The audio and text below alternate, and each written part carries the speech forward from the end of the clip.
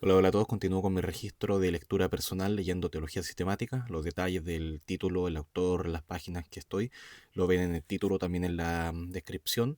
Y voy a continuar simplemente, no voy a explicar ahí lo que estaba leyendo antes, así que se va a quedar con una lectura un poquito descontextualizada, por lo menos al comienzo. Pero ahí pueden revisar el video anterior. Bueno, dice así en la página 18, prólogo. Los grandes eventos profetizados para señalar el cierre de la edad presente incluyen el día de Cristo, cuando la iglesia será arrebatada para estar para siempre con el Señor. Algunos por la resurrección y otros por transformación. Primera los Corintios 15, 35, 53, Primera Tesalonicenses 4, 13 al 17. Y al día del Señor, cuando la nación de Israel será recogida y juzgada y privilegiada al experimentar el cumplimiento de todos sus pactos terrenales en la tierra que le fue dada por la promesa de Jehová, que no puede quebrantarse. Deuteronomio 30, 2 al 5, segundo de Samuel 7, 16, Salmos 89, 34 al 37, Jeremías 33, 5 al 6, 31, 35 al 37 y 33, 25 al 26. Número 5. En el reino venidero del Mesías, la distinción entre Israel y la Iglesia será aún más obvia. Israel como nación es vista a través de la visión profética, estando en la tierra sujeta como súbdita del reino y en su reinado de gloria, mientras que la Iglesia estará reinando conjuntamente con Cristo, como su esposa y compañera. El lugar correcto de la Iglesia es compartir en su reinado. El apóstol Pablo recibió dos revelaciones. A. La de la salvación a la perfección infinita para el judío y el gentil a través de la fe en Cristo y en base de su muerte y su resurrección, Gálatas 1, 11 al 12, que esa salvación es un ejercicio de gracia que sobrepasa a cualquier cosa hasta entonces experimentada en el Antiguo Testamento. Es hasta entonces experimentada, es claramente revelado en Primera de Pedro 1:10. Los profetas que profetizaron de la gracia que destinada a vosotros inquirieron y diligentemente indagaron acerca de esta salvación. 2. La segunda revelación dada a Pablo fue la del Nuevo Testamento, la del nuevo propósito divino expresado en el llamamiento de la Iglesia, Efesios 3:6. Este nuevo propósito no es el simple hecho de que los gentiles han de ser bendecidos. El Antiguo Testamento ha profetizado desde muy temprano las bendiciones al pueblo gentil. El propósito consiste en el hecho de que una nueva estructura de la humanidad iba a ser formada de entre judíos y gentiles, una relación en la que ni la posición de judío ni la de gentil es retenida, sino en la que Cristo es todo y en todos. Gálatas 3:28, Colosenses 3:11. El apóstol, de igual manera, registra el antiguo estado de los gentiles y los judíos y el estado presente de aquellos que ahora son salvos, ya sea de un grupo como del otro. Leemos en relación a los gentiles, que en aquel tiempo estabais sin Cristo, alejados de la República de Israel y extranjeros a los pactos de la promesa, sin esperanza y sin Dios en el mundo. Efesios 2:12. Acerca del judío leemos que son israelitas, de los cuales es la adopción y la gloria, y el pacto y la data de la ley, y el culto y las promesas, cuyos son los padres, y de los cuales es Cristo según la carne, el cual es Dios sobre todas las cosas, bendito por los siglos. Amén. Romanos 9, 4 al 5. Pero cerca de la iglesia leemos: bendito el Dios y Padre de nuestro Señor Jesucristo, el cual nos bendijo con toda bendición espiritual en lugares celestiales en Cristo, según nos escogió en Él antes de la fundación del mundo, para que fuésemos santos y sin mancha delante de Él, en amor, habiéndonos predestinado para ser adoptados, hijos, por Jesucristo, asimismo, según el puro afecto de su voluntad, para alabanza de la gloria de su gracia, con la cual nos hizo aceptos en el amado. Efesios 1, 3 al 6. Teniendo por delante la misma fundamental diferencia, el apóstol Pablo enumera por separado a los judíos, los gentiles y la iglesia de Dios. Primera a los Corintios 10:32. Y otra vez en Efesios 2:11 hace referencia a los gentiles como la incircuncisión y a los judíos como la circuncisión hecha con mano. Pero en Colosenses 2:11, Pablo se refiere a la circuncisión hecha sin manos. Esta última particularización indica la posición sobrenatural y el distintivo de aquellos que componen el cuerpo de Cristo. Aunque Jehová mismo estableció e impuso el judaísmo, esa religión no fue unida al cristianismo ni tampoco provee al presente la más pequeña ventaja para el judío que desee convertirse al cristianismo. Con referencia al cristianismo, tanto judíos como gentiles están ahora de igual manera bajo pecado. Ambos necesitan de manera idéntica la misma gracia de Dios. Romanos 3:9. Y esa gracia le es ofrecida precisamente sobre la misma base. Romanos 10:12. A Nicodemo, que aparentemente era uno de los ejemplos más perfectos del judaísmo, Cristo le dijo que tenía que nacer de nuevo. Y el apóstol Pablo oró por los israelitas quienes tienen celo de Dios, para que fuesen salvados.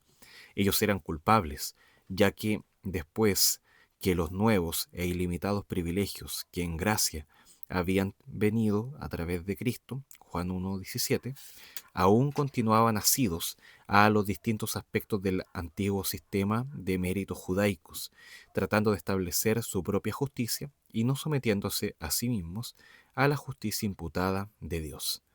Romanos 10:3, 10:1 al 3.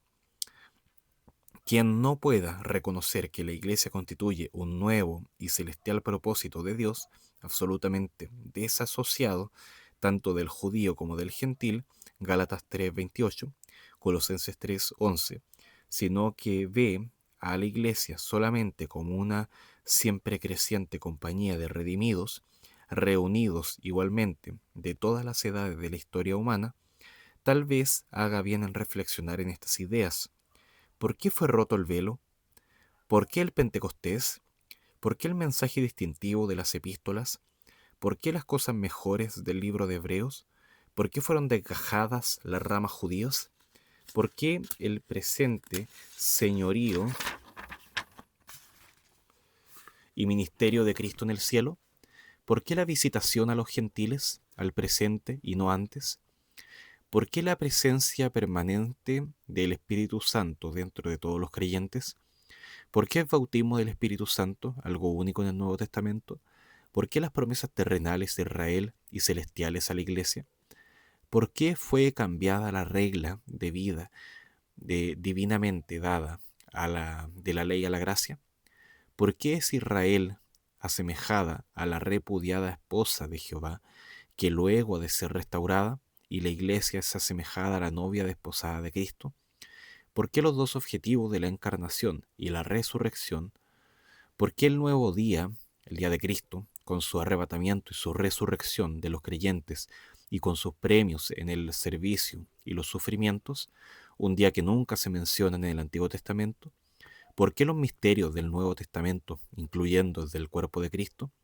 ¿Por qué la nueva creación, comprendiendo cómo la hace todos aquellos que por el Espíritu están unidos al Señor y por siempre están en Cristo?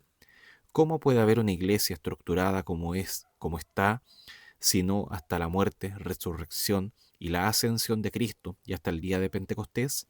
¿Cómo podría la iglesia, donde no hay ni judío ni gentil, ni ser parte alguna de Israel en esta o cualquier otra edad? Al igual que la doctrina de la resurrección de Cristo, la doctrina de la iglesia verdadera, con su posición exaltada y sobrenatural, y su destino celestial, frecuentemente omitido en tratados teológicos, solamente porque esos aspectos de la verdad no pueden encajarse en un sistema judaizado al que muy frecuentemente se ha sometido la teología sistemática. La magnitud de la pérdida espiritual causada por esa omisión es sólo levemente reflejada en la falta de entendimiento por parte de los creyentes en relación al llamamiento celestial, con el correspondiente incentivo divinamente diseñado a vivir una vida santa. Número 3. La conducta humana y la vida espiritual. Es posible que el énfasis moderno sobre la conducta humana, expresado en la frase "importa poco lo que uno crea, lo que importa es la clase de vida", cuando fue dicho por primera vez fue una protesta contra la omisión del tema de la conducta de las obras de teología sistemática. Fiel a sus limitaciones, el mundo de hombres prácticos está más interesado en la justificación por obras que en la justificación por fe.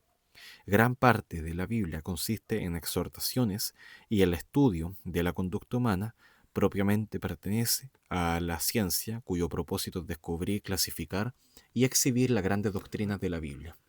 Este tema incluye, número 1, la conducta humana en general y en todas las edades, pasada, presente y futura. Número 2, el andar peculiar y sublime del creyente, así como la vida diaria del cristiano. A, su motivo. B, sus normas elevadas. C, su método en la lucha contra el mundo, la carne y el diablo. D, sus pecados. E, sus relaciones. F, su testimonio. G, su sufrimiento y sacrificio, su vida de fe y oración. Y H, competencia por los galardones. Número 1. La conducta humana en general y a través de todas las edades. Desde el principio, Dios, en su fidelidad, ha revelado al hombre la precisa manera de vida que él requiere. Lo que pudiera llamarse ley inherente, incorpora todo lo que el Creador espera y requiere de sus criaturas. Está bien expresado en la frase, sed santos porque yo soy santo. Esta ley ha sido puesta sobre esta porción de la humanidad en todas las edades, a quien ninguna otra ley específica a grupos particulares de personas en varias épocas. No es difícil identificar la responsabilidad particular impuesta por Dios sobre el hombre en cada edad. Durante gran parte de la historia del hombre, éste ha sostenido una relación meritoria o legal con Dios, es decir, la declaración de Dios al hombre en relación con la conducta de éste ha sido en sustancia, si lo haces bien, te bendeciré. Deuteronomio 28, 1 al 14. Y si haces mal, te maldeciré. Deuteronomio 28, 15 al 68. Todos los asuntos gubernamentales, sociales y familiares necesariamente proceden sobre el principio del reconocimiento del mérito humano. No es difícil, por lo tanto, que los hombres generalmente entiendan el aspecto legal de la gracia en el gobierno divino. Acá hay una nota que dice: puede observarse que los requisitos divinos para la justicia son de tal naturaleza que en último análisis Dios nunca puede apartarse de la base meritoria cuando trata con el hombre. La gracia es posible solamente debido a que el mérito todo suficiente de Cristo ha sido disponible y satisface las demandas de todos los requisitos divinos para los que creen. El hecho de que Dios, en su gracia soberana, antes de permitir al individuo hacer algo para sí, es aparentemente difícil de creer, pero es verdad, y hasta que esa verdad no sea reconocida, el cristiano no podrá andar con Dios inteligentemente sobre la base del verdadero motivo de la gracia. Aunque la Biblia deja por sentado los requisitos divinos para la conducta humana, en cada edad hay 3 sistemas amplios de gobierno divino que sucesivamente cubren el periodo de la historia de la humanidad, desde el tiempo en que la primera escritura sagrada fue dada hasta el final del reinado mediatorio de Cristo. Es decir, A, la ley mosaica comprende la forma de vida prescrita en la edad de la ley, la que existió desde Moisés hasta Cristo. B, la gracia como regla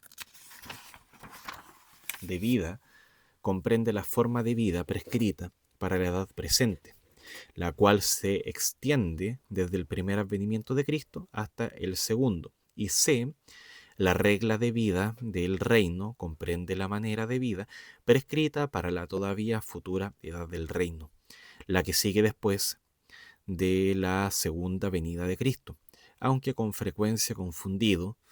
El gobierno divino es diferente de cada una de esas edades, siendo perfectamente adaptado a la relación que el pueblo en sus respectivas dispensaciones sostiene con Dios. Cada uno de estos sistemas de gobierno humano está completo en sí mismo. La ley mosaica contiene los mandamientos, los estatutos y las ordenanzas y fue la expresión de la voluntad de Dios para Israel a quien solamente fue dirigida. En las enseñanzas de la gracia, dirigidas solamente a la Iglesia, Dios reveló por completo la manera de vida propia para aquellos que ya han sido perfeccionados en Cristo. La regla de conducta del reino comprende esa exacta responsabilidad que será requerida cuando Cristo reine en la tierra, cuando Satanás esté en el abismo y cuando el conocimiento del Señor llenará la tierra así como el agua cubre la mar. Es bien razonable que existan preceptos ampliamente disponibles, o sea, diferentes, indicados para varios grupos de personas tan diversas en sus relaciones. La obligación humana hacia Dios no podrá ser la misma después de la muerte, resurrección y ascensión de Cristo. Y el día de Pentecostés, como fue antes de estos eventos, de igual manera, la obligación humana hacia Dios no puede ser la misma después que la Iglesia sea trasladada al cielo. El retorno de Cristo para reinar y el establecimiento del reino de los cielos sobre la tierra como era antes. En cuanto al carácter esencial de estos tres sistemas de la conducta humana, puede observarse que dos de ellos son legales y uno es de gracia. Hay dos simples pruebas disponibles para determinar esos preceptos de carácter legal meritorio a aquellos que son por gracia. A. Lo que es legal está demostrado que lo es, porque va acompañado de condiciones meritorias que determinan las bendiciones divinas. Éxodo 20:12, Salmo 103, 17 al 18, Mateo 5, 3 al 12, Mateo 6, 14 al 15. Por otra parte, lo que es por gracia es una apelación basada en las bendiciones divinas que ya han sido derramadas. Romanos 12, 1 al 2, Efesios 4, 1 al 3, 32, Colosenses 3, 1. Hay mucho en común entre estos tres grandes sistemas de gobierno, cada uno de los cuales, cada uno de los 10 mandamientos, con excepción del cuarto, es repetido en el sistema de la gracia. El primer mandamiento por sí solo se repite en ese sistema de una forma u otra más de 50 veces, pero al repetirlo, cada que pueda conformarse precisamente al carácter esencial de la Iglesia. B.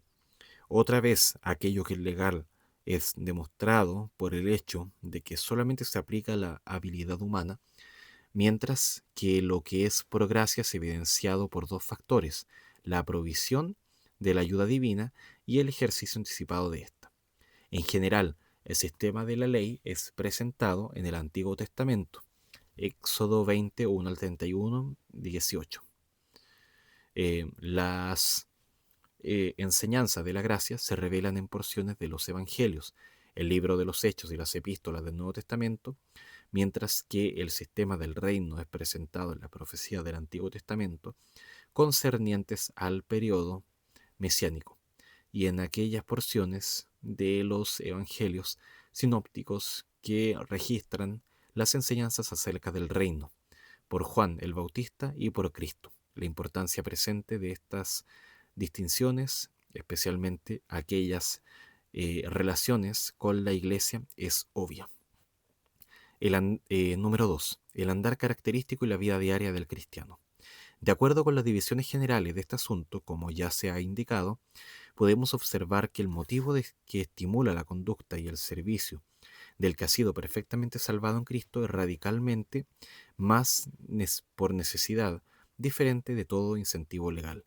Para el que ha sido salvado, estando perfeccionado por siempre en Cristo y habiendo sido aceptado en el amado, y es ahora un recipiente de toda bendición espiritual, ninguna aplicación para tal persona, es el andar como es digno de la vocación a que ha sido llamado. Vivir con vista a asegurar el favor de Dios y vivir en el favor de Dios que ha sido asegurado en Cristo. Son dos motivos diferentes totalmente. Uno es legal y el otro es de gracia. Y la otra, de vida de gracia, está gobernada y la manera de vida de gracia está gobernada por ruegos divinos que son aceptados a aquellos que están bajo la gracia. Romanos 12:1, 2 y Efesios 4:1 al 3. En cuanto a sus demandas, las reglas de vida para el cristiano bajo gracia sobrepasan en gran manera a las requeridas a personas en otras dispensaciones. Esto no sugiere que el uno es más santo que el otro, sino que declara que el uno requiere más méritos que el otro. La ley dice, amarás a tu prójimo como a ti mismo. Pero Cristo dice, un nuevo mandamiento os doy, que os améis unos a otros como yo os he amado. Juan 13:34. La manera de vida requerida a un hijo de Dios se verá como algo sobrehumano en casi todos los particulares. En verdad, Dios no tiene dos medidas, una para la tierra y otra para el cielo. Como ciudadanos del cielo, al creyente, aunque aún está en la tierra, se le ordena a vivir de acuerdo a los altos y santos ideales de su país natal. 2 Corintios 5, Gálatas 5:16, Efesios 4:1 al 30, Efesios 5:2, 1 Tesalonicenses 5:19, 1 de Pedro 2:9, 1 de Juan 1:7. Este ideal divino es doble.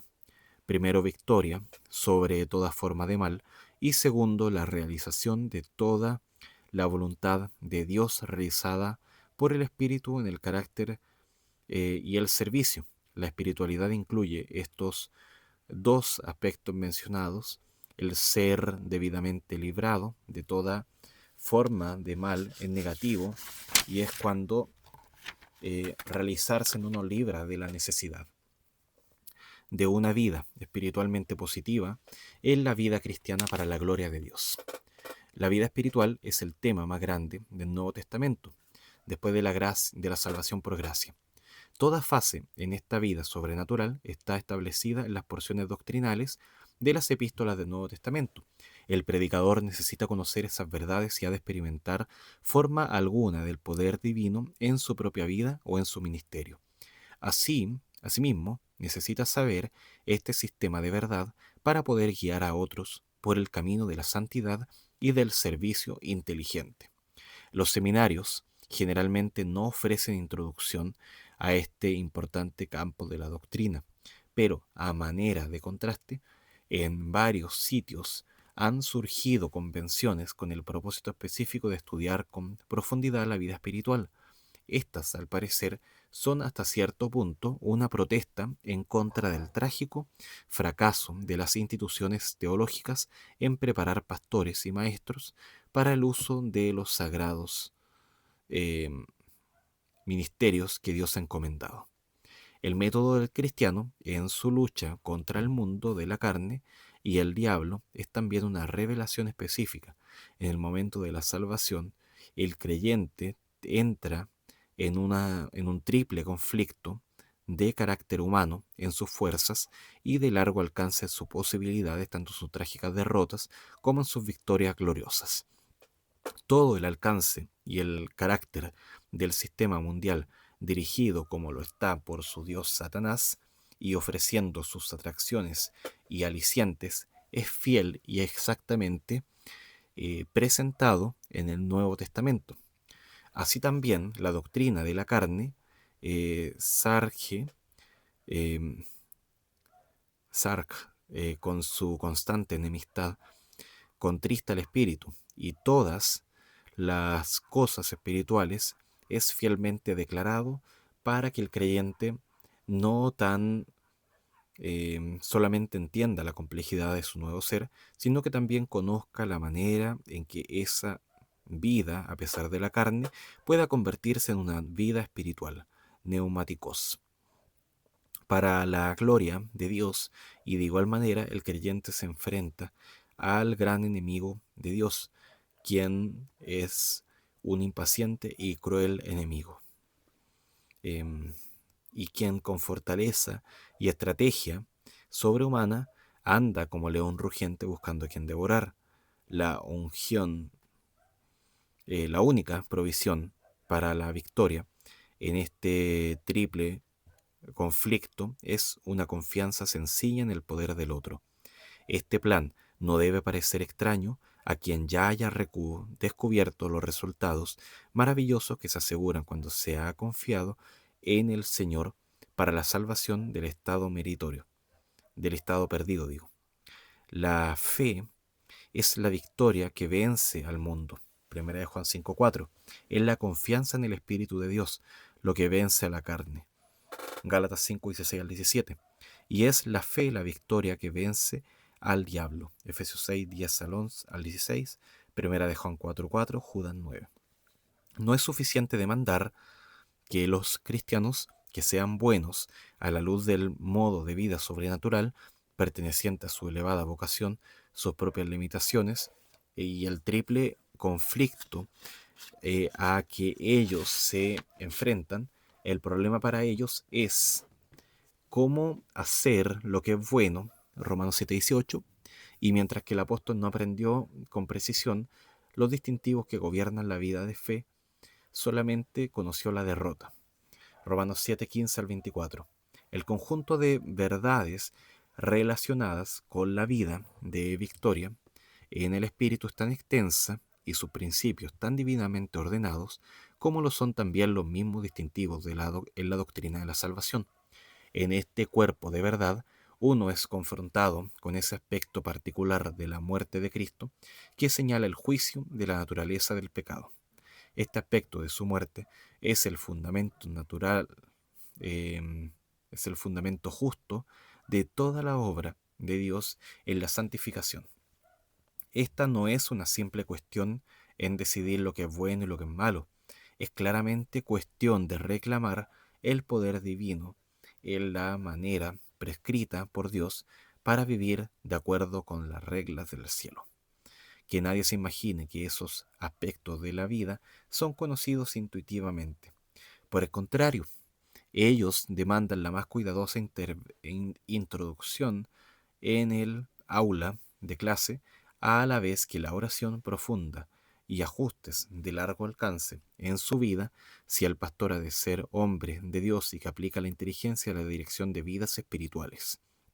El carácter y la cura del pecado para el cristiano es una de las doctrinas más extensas de la palabra de Dios, incluyendo primeramente el triple preventivo de Dios para dicho mal.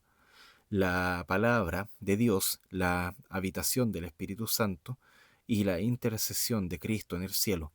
En segundo lugar, el efecto peculiar del pecado en el cristiano sobre sí misma es la pérdida de compañerismo con Dios, la pérdida de la paz de Dios, la pérdida del poder de Dios y la pérdida del gozo del Señor. En tercer lugar, el efecto del pecado del cristiano en relación a Dios mismo y esa liberación de la condenación que Cristo obtiene como abogado en el cielo. Ampliamente el Nuevo Testamento presenta la base de la cura a través de una propiciación específica por el pecado del cristiano. Primera de Juan 2:2. Y por precepto y ejemplo, la manera en la que el cristiano que peca puede volver a tener completo compañerismo con Dios, una doctrina que encierra diferentes direcciones explícitas en armonía con el estado de salvación del cristiano y que es tan importante en verdad como lo es la vida y el servicio de los creyentes en la tierra. El cristiano mantiene relaciones variadas, cada una de las cuales están expuestas en la epístola del Nuevo Testamento con instrucciones específicas. El creyente mantiene una relación con Dios, el Padre, Dios el Hijo, Dios el Espíritu Santo, con Satanás, el sistema mundial consigo mismo, y los gobiernos humanos, el cuerpo de Cristo. Los inconversos, las autoridades eclesiásticas, esposos con esposas y viceversa, padres con hijos, hijos con padres, patrones con siervos.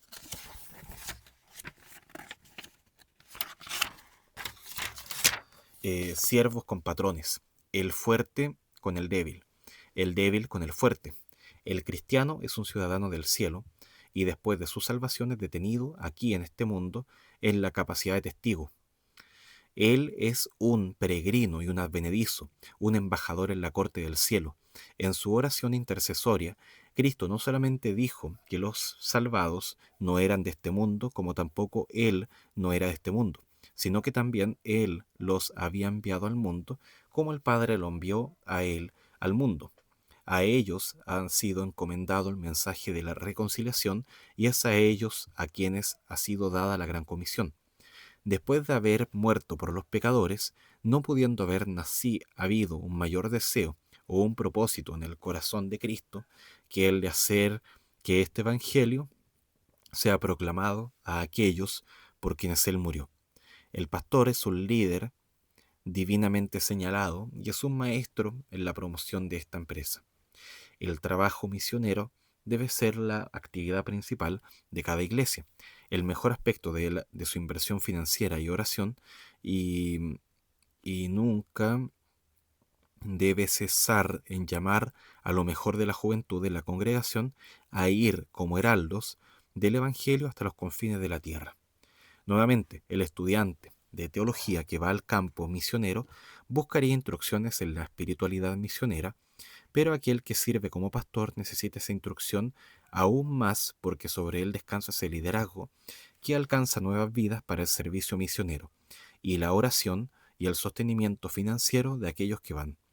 El cristiano es llamado al sufrimiento y al sacrificio, conjuntamente con la experiencia de la gran paz y el gozo celestial. Los sufrimientos serán sobrellevados y los sacrificios se convertirán en gozo en la proporción en que la verdad de Dios haya alcanzado su corazón, y la verdad, naturalmente, alcanzará su corazón solamente cuando es traída por un fiel pastor profundamente enseñado en la palabra que Dios ha dado. De igual manera, la fe efectiva y la oración constante, que deben ser la experiencia permanente tanto del pastor como de su congregación, proceden solamente del conocimiento de las Escrituras y la obediencia a éstas. La doctrina de los galardones que han de ser otorgados ante el tribunal de Cristo por la fidelidad de la vida y el servicio corresponde directamente con la doctrina de la gracia divina, y sin ningún predicador o laico será inteligente en su esfuerzo, ni estará, y ningún predicador o laico será inteligente en su esfuerzo, ni estará poseído de uno de los grandes incentivos divinos, sino es persuadido por estas provisiones y revelaciones. Los aspectos más sobresalientes de la doctrina de la conducta humana y la vida espiritual han sido brevemente expuestos. Esta doctrina es intensamente práctica y naturalmente ocupará un lugar amplio en el mensaje del fiel pastor. Este tema incluye más que un sistema de ética. Todo el campo de la conducta humana está envuelto en sus principales distinciones de las edades en el sistema divino del gobierno humano, y hay que añadir a esto los aspectos más específicos de la responsabilidad cristiana. Aunque pertenece a la revelación de Dios y aunque de gran importancia, prácticamente no se le da ningún conocimiento a los aspectos de la conducta humana o a la vida espiritual en las obras de teología sistemática. Y de igual manera, un sinnúmero de pastores han sido enviados desde los seminarios sin una preparación bíblica adecuada para enfrentarse a una de las más grandes tareas. Ya lo dejo hasta acá. Continuamos mañana.